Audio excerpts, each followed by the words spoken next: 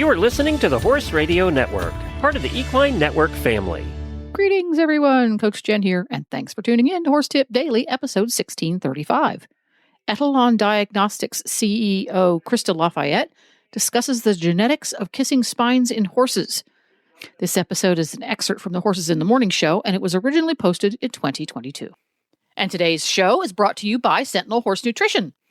Sentinel Horse Feed knows you share a unique bond with your horse and that you do anything to keep them happy and healthy, including having their teeth taken care of. Just like you're dedicated to your horse's well-being, Sentinel Horse Nutrition's expert nutritionists are dedicated to creating feed that supports their health. To learn more or find a dealer near you, visit Sentinel Horse Nutrition at feedsentinel.com/podcast. That's feedsentinel.com/podcast. I'm proud to bring on Christa Lafayette, the CEO of Etalon Diagnostics. She has been doing some kissing spine research, and we've kind of followed along with the journey a little bit here on Horses in the Morning. Christa, thank you for joining us. Well, I really appreciate it, and I appreciate you guys participating in this. I think it's really nice of you to give me credit for this whole study, but I have to tell you, there's quite a few folks involved. Well, I do remember back several years ago, you were asking for actual x-rays, radiographs from horses that had it. And a while later, I ended up getting a horse with kissing spine, and I was going to send you those. And you were like, we're good. We have enough horses with it. We need horses that don't have it. So that would have to do with the different breeds.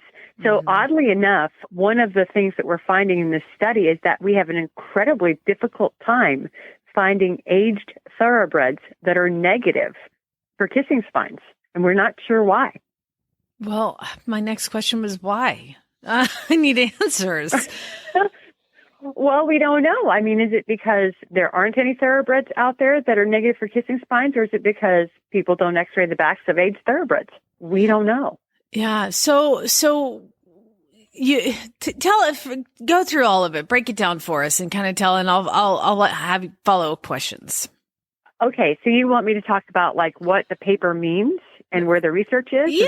Clarify, what did you guys find? I know the article on horse.com came out, and I have read through that, but I want you to explain to the listeners what you decided to do and why you did it and what you found out.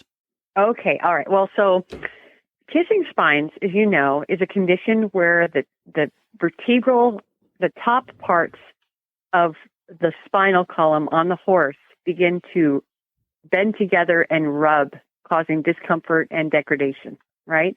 Nobody likes kissing spines. And unfortunately, you only find out about kissing spines when you try to saddle up or when you x-ray the back and there's extreme pain. And oftentimes it is undiagnosed for a long time. It's very expensive to find out about. And then there are surgical solutions which may or may not work, depending on the veterinarian, the horse, the condition, so on and so forth. And no one is really sure what exactly causes kissing spines. Some think it's some sort of osteodegradation. Some people think it's connective tissue, but we're not entirely sure what the mechanism is behind it. We do suspect strongly that there are lots of things that contribute to kissing spines, and only one of those things would be genetic.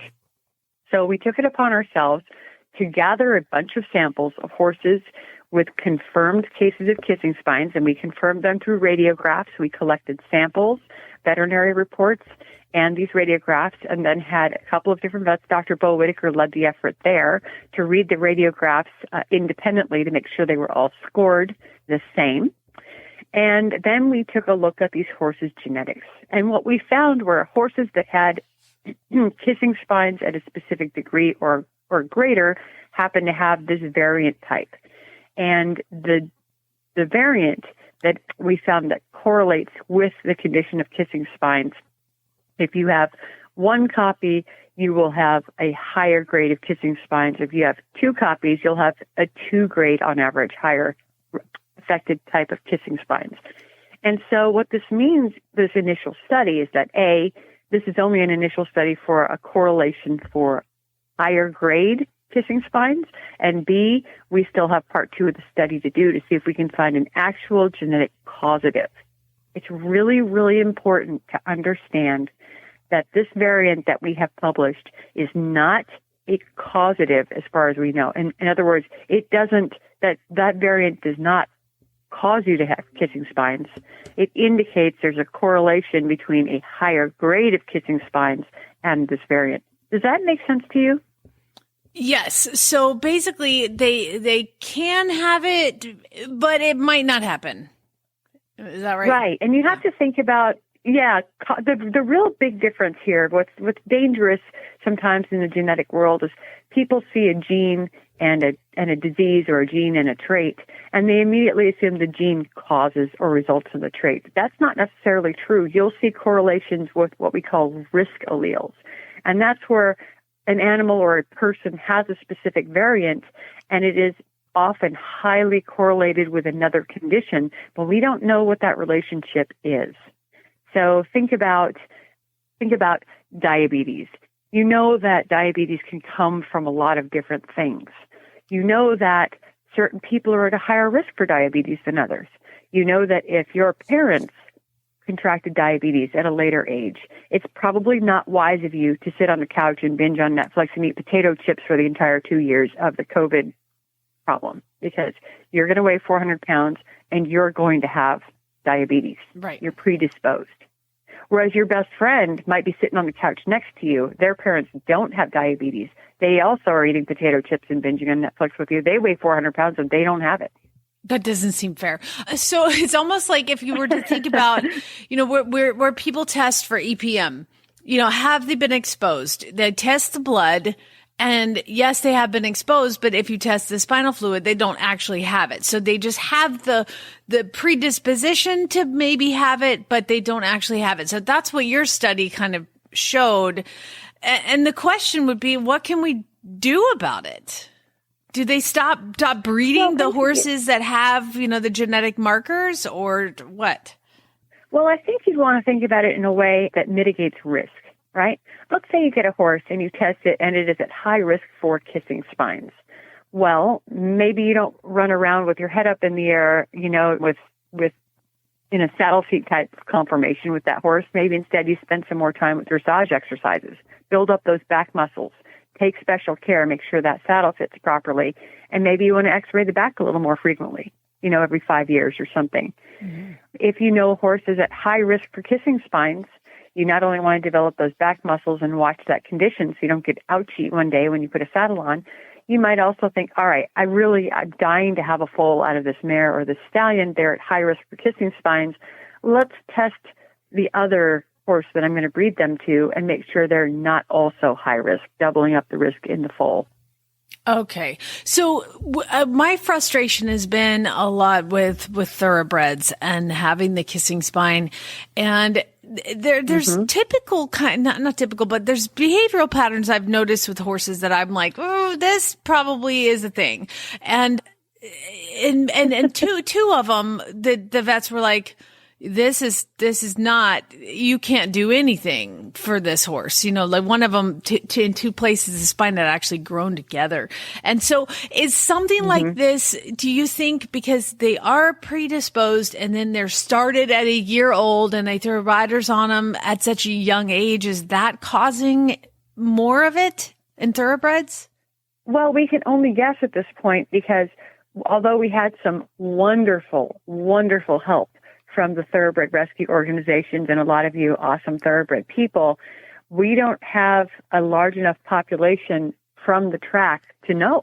And that's what we're working on, right? So there are probably multiple things contributing to kissing spines, any one of which could be exacerbated by early racehorse training. But we don't know that, and it's kind of unsafe to guess without having the evidence, right? It's tempting.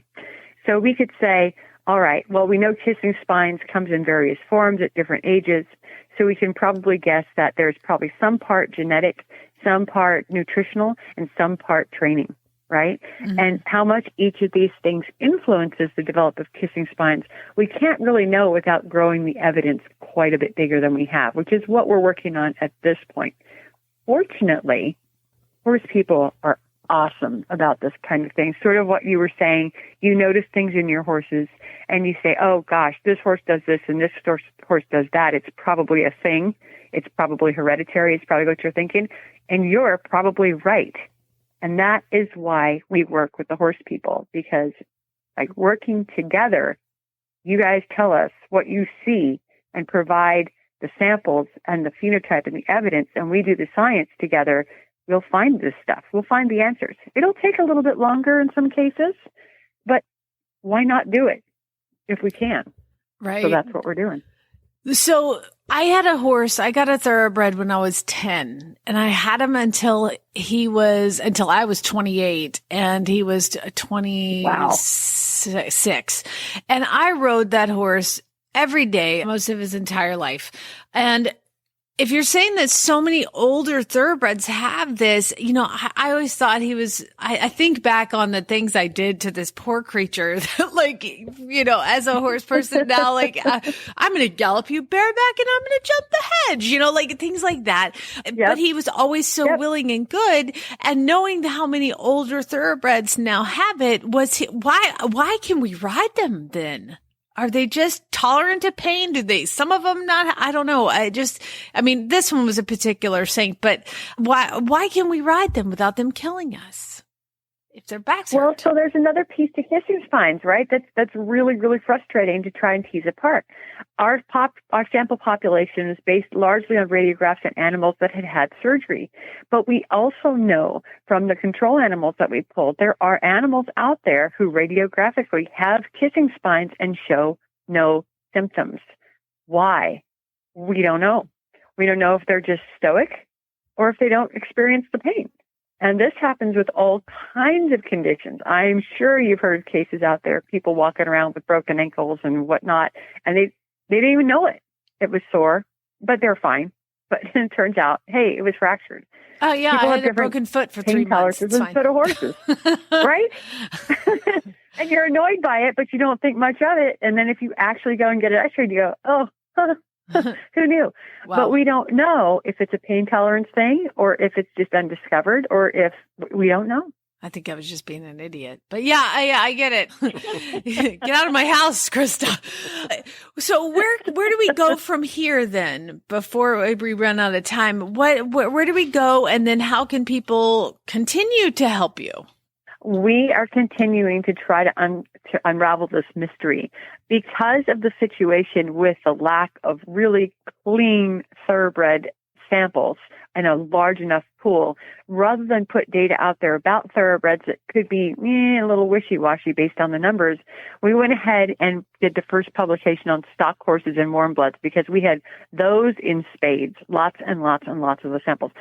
Thanks in large part to Brazos Valley Equine, Dr. Bo Whitaker, and then, of course, in Virginia, Kent Allen, and all of our veterinary friends and all of our thoroughbred rescues. We did have a good sample set to begin with. We had an overwhelming great sample set for warm bloods and stock horses, but we still are looking at those thoroughbreds. And so we're going to probably release an announcement in the next 6 months of Kissing Spines Part 3. And that's where we're going to look at, A, more samples of thoroughbreds if we can get them, and B, we're going to start to tease out the differences between horses who radiographically have kissing spines and do not need medical intervention, because that's probably going to make a pretty big difference. As we go forward, we will probably find more genes that influence this condition. It's likely not one thing. It's going to be probably quite a few more than that. And it will take time. Gotcha. All right. Well, thank you so much and please let us know, keep us posted. I find this fascinating and it's affected so many of us that please keep us up to date and let us know how we can help you in the future. We will definitely do that. We so appreciate you guys. You're a fantastic resource for this kind of research, and we'll include you on the updates. I think we're going to add the kissing spines risk into the Build a Horse pipeline to help people avoid breeding horses with those genetic risks. And we'll update you guys on that as we go forward. But anytime y'all have questions, don't hesitate. That's what I was thinking. Like, do we annotate papers that are thoroughbreds that are being bred? And like, you look, I don't want one of his offspring because it's potential, how far down the road can we get this? We shall see. We will see. We'll do everything we can, and we are stubborn because we're horse people. We'll get there. Thank you, Christa. Thanks, Christa. Appreciate it. Thank you so much. Take care and have a great day. Well, there you have it. Horse Radio Network has thousands of engaging podcasts for horse people, and you can have them sent right to your phone. Just subscribe via your favorite podcast player. This is Coach Jen, and I will be back again soon with another tip. Until then, go ride your horse. The Horse Radio Network and the Horse Radio Network hosts are not responsible for statements made by guests on the Horse Tip Daily. Please use your own judgment when listening to the tips on this show.